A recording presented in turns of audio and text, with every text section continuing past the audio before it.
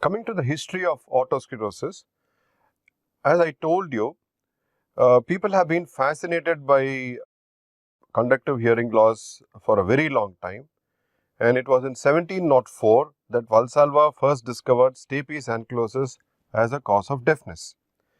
In 1857, Toynbee referred to osseous ankylosis of the stapes, and in 1867, von Trolsch coined the term sclerosis, and in 1901, Pulitzer coined the term otosclerosis. If you look at histopathology, the active stage of the disease is called as otospongiosis. It is basically a resorption of bone around the perivascular spaces, creating enlargements of these areas, and increased connective tissue cellularity is there with fibroblasts, histiocytes and osteoclasts. So, if you look at it here, so there are certain areas in the otolithic bone where the new bone formation doesn't stop. And so you have bone formation. If you look at it, this area, can you this area and this area, you can see that this illustration shows that this particular bone, there is a lot of bone resorption around this, causing a new bone formation. And when you look at the histopathology, this is what it looks like. So you can see a lot of osteoclastic activity in this area. This is the otosclerotic region. And if you look at it here, all these highly blue stained areas are all the otospongiotic areas. So this is a stapes under a microscope, electron microscope, and you can see that this area is the otospongiotic area, which is the area of active disease. And here again, you can see that this is the otic capsule, and you can see the focus of new bone formation in this area.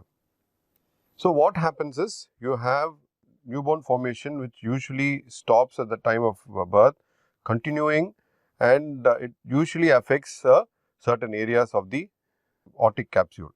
So we have otospongiosis, which is the active part of the disease, where there is resorption of bone around the vascular spaces, leading to increased cellularity and deposition of collective tissue.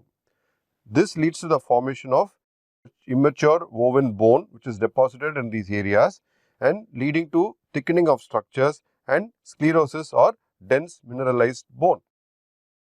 Initially, otosclerosis was thought to be a type of Paget's disease, but now we know that it is not so. Though the structural similarities of the otosclerosis and the Paget's disease, the pathogenesis, etiology is different, the pathogenesis is the same, but they are two different diseases. So, you look at the commonest site of involvements of otospongiosis and where otosclerosis, sclerotic bone is formed.